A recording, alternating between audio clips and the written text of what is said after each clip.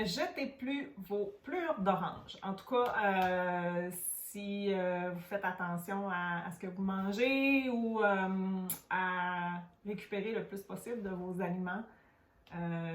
J'ai testé ça il y a quelques semaines, puis j'ai fait « Ok, je ne jetterai plus de plures d'orange ».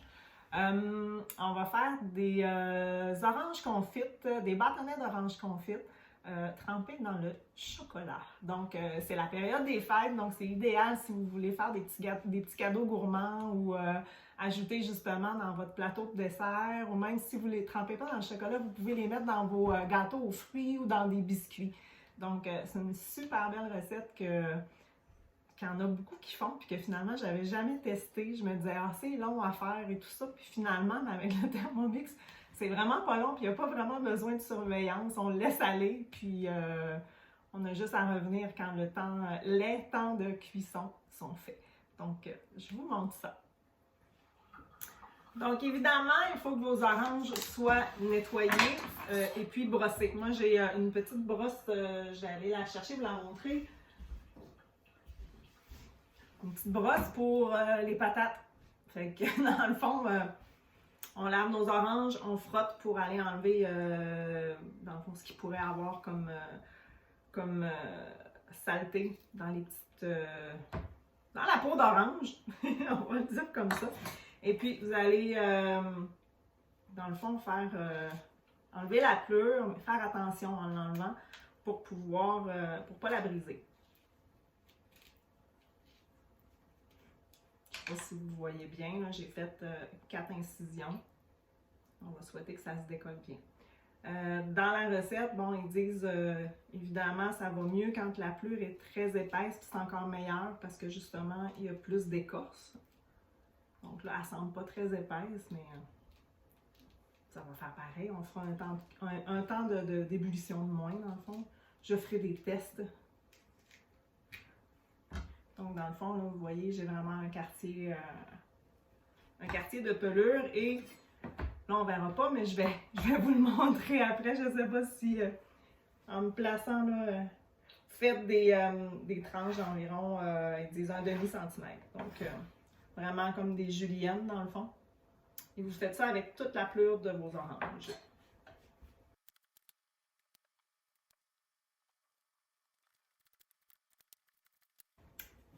Donc, une fois que vos plures sont tranchées, on va faire 3 ébullitions dans le Thermomix. Donc, on fait une première ébullition, on jette l'eau et on recommence. Oups, là, j'ai une chatte qui vient de toucher aux pattes du trépied. Donc, 3 ébullitions, on jette l'eau. Et là, vu que mes écorces sont minces, je vais l'essayer à seulement 2 ébullitions. Dans le fond, l'ébullition, c'est pour enlever l'amertume de la pleure, parce qu'on ne la mangerait pas comme ça, ce ne serait pas très bon. Donc, je vais l'essayer avec seulement 2 ébullitions pour cette recette-là. Donc, vous mettez de l'eau hauteur des lames, je dirais à peu près ce que j'avais fait, c'est à peu près ça, hauteur des lames. On programme 100 degrés, évidemment, pour apporter à ébullition. On n'a pas besoin de laisser bouillir pendant 5-10 minutes. Puis là, ben, c'est l'hiver, l'eau est plus froide, fait que je vais programmer 12 minutes, puis je vais vérifier à peu près à quand il va venir, qu'il va atteindre son 100 degrés. Puis, une fois atteint, je jette l'eau avec un tamis, dans le fond, pour récupérer mes écorces.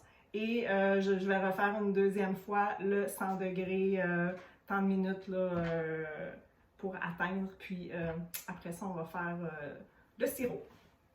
Donc, on fait ces étapes-là, puis je vous montre au fur et à mesure là, comment ça fonctionne. Donc, voilà mes écorces dans le bol. J'ai utilisé juste une orange parce que justement, je vais faire le test de voir si avec 2 ébullitions, ça va être correct. Et puis, je vais ajouter mon eau. On veut quand même couvrir là...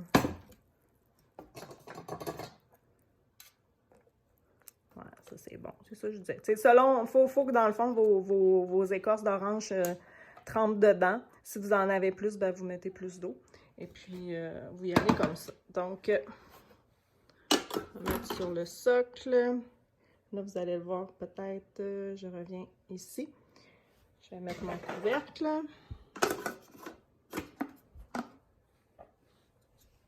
m'excuse, hein, je tiens la caméra en même temps, donc c'est pas super. Donc là, comme je disais, je vais programmer vu que l'eau est froide, là, mettons 12 minutes 30, 100 degrés.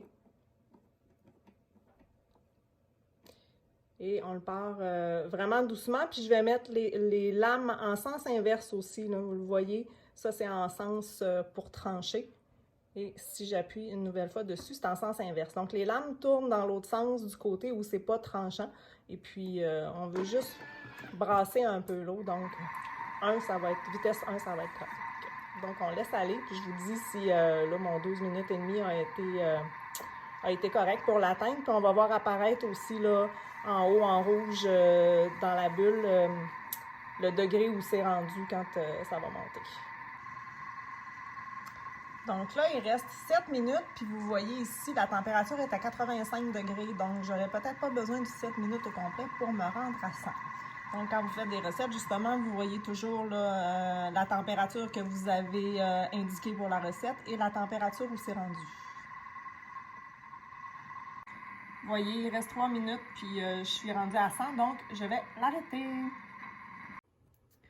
Donc là, j'ai terminé mes 2 ébullitions pour mes écorces d'orange. Comme je vous disais, j'ai fait 2 ébullitions parce que mes écorces étaient plus minces. Je veux faire le test. Sinon, habituellement, c'est 3, mais je vais vous dire si elles auraient dû avoir 3 ou 2, c'est correct. Et puis là, j'ai ajouté dans mon bol une demi-tasse d'eau et 1 tasse et demie de sucre. Parce que là, dans le fond, on veut les confire, donc on fait comme un sirop. Je vais partir... dans le fond, je vais le partir pour qu'il soit à 100, mais je ne mettrai pas de temps parce que je vais vérifier rendu quand il va bouillonner un peu. Quand il va bouillonner un peu, dans le fond, je vais rajouter mes écorces à l'intérieur. Fait que rendu à 100, je vais le voir, je vais l'entendre, puis là, j'ai enlevé le couvercle, donc on va voir quand le sucre va être fondu, puis on va ajouter les écorces. Regardez bien le beau sirop qui s'en vient. Là, c'est clair. On est en train de confire tranquillement. Oh!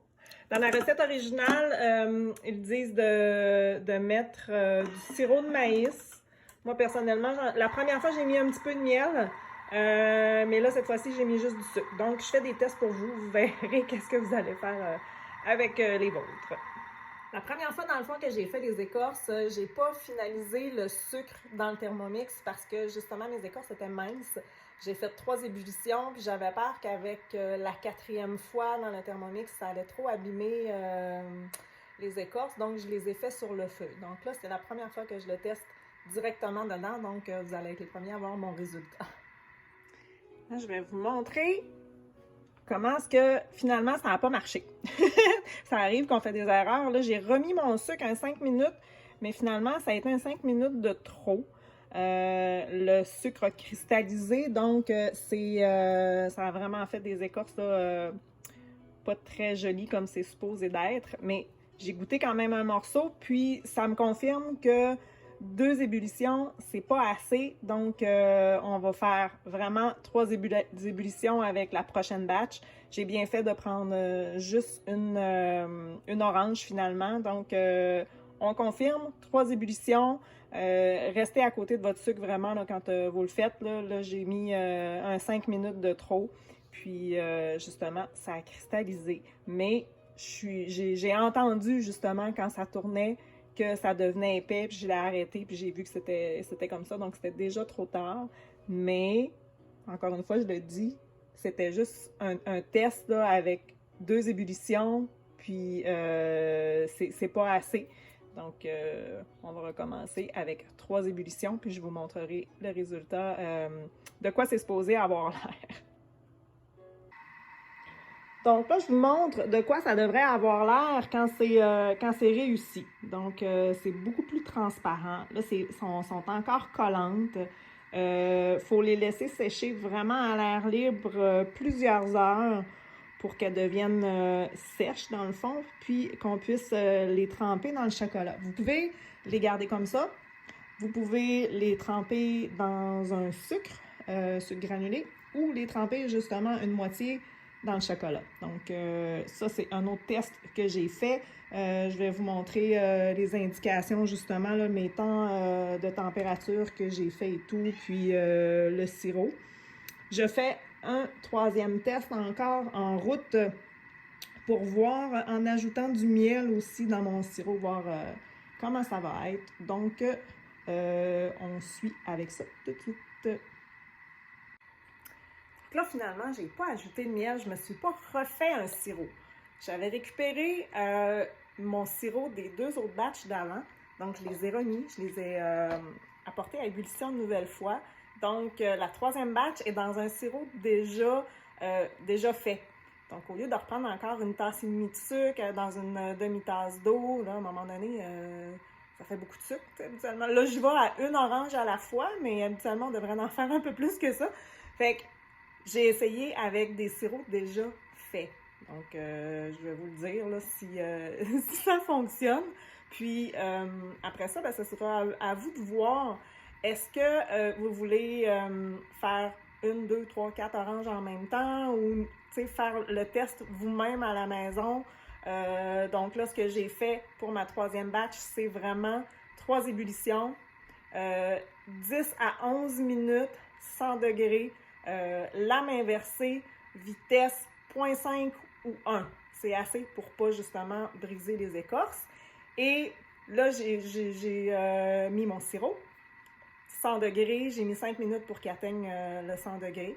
Et là, je viens de remettre mes écorces et j'y vais à coup de 5 minutes. Je veux pas non plus que ça fasse comme ma première batch et que mon sirop cristallise puis que ça scrape encore les écorces. Donc, on voit qu'est-ce qui va arriver. Donc là, j'ai terminé de faire bouillir mijoter plus que bouillir, là. Mais ma dernière batch d'orange, je ne sais pas si ça va bien zoomer, ça va bien focuser. Donc là, je vais aller les chercher, puis les mettre sur ma grille pour qu'elles sèchent. Là, vous voyez, c'est... En tout cas, je ne sais pas, je crois que vous voyez, oui, vous voyez. Donc là, je vais les chercher. Elles n'ont pas été abîmées comme d'autres que j'ai déjà fait avant. Donc, 0.5, là, vitesse sens inverse, je pense que c'est vraiment l'idéal. Ils sont quand même fragiles, il faut faire attention là, quand on les sort.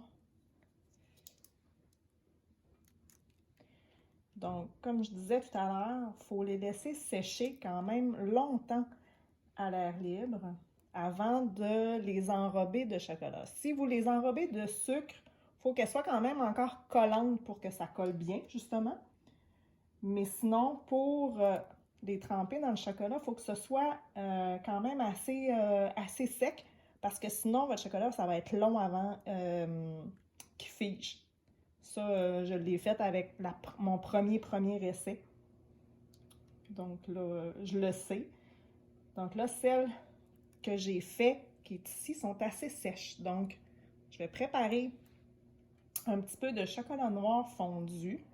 Et là, dans le Thermomix, ce qui est le fun, c'est que on va mettre notre chocolat, puis on va mettre notre température. Si je me souviens bien, c'est 50 ou 55 degrés pour pas que...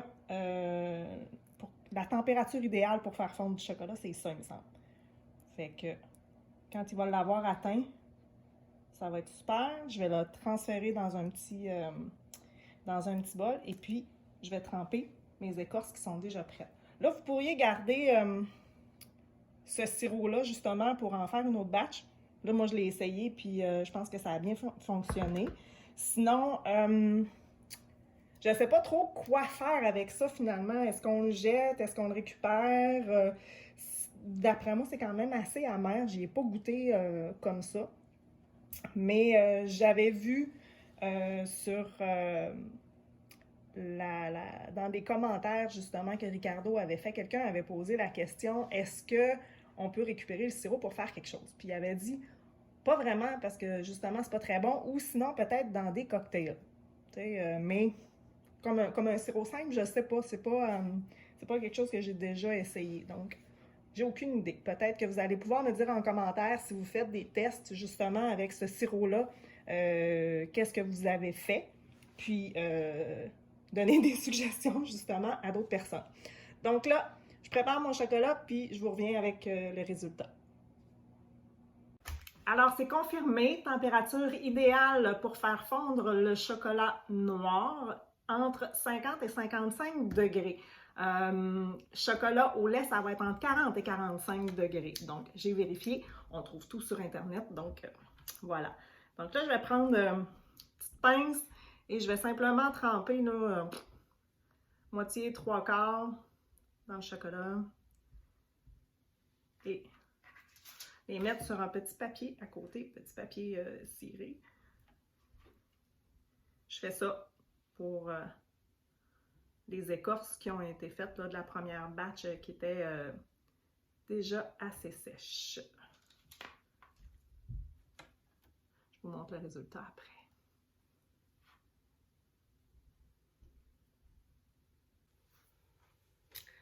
Donc voilà le résultat. Là, c'est juste une petite batch parce que c'était celle qui était sèche déjà. On a la deuxième que j'ai fait aujourd'hui, dans le fond, dans un sirop déjà préparé, comme je vous ai dit, qui sont en train de sécher.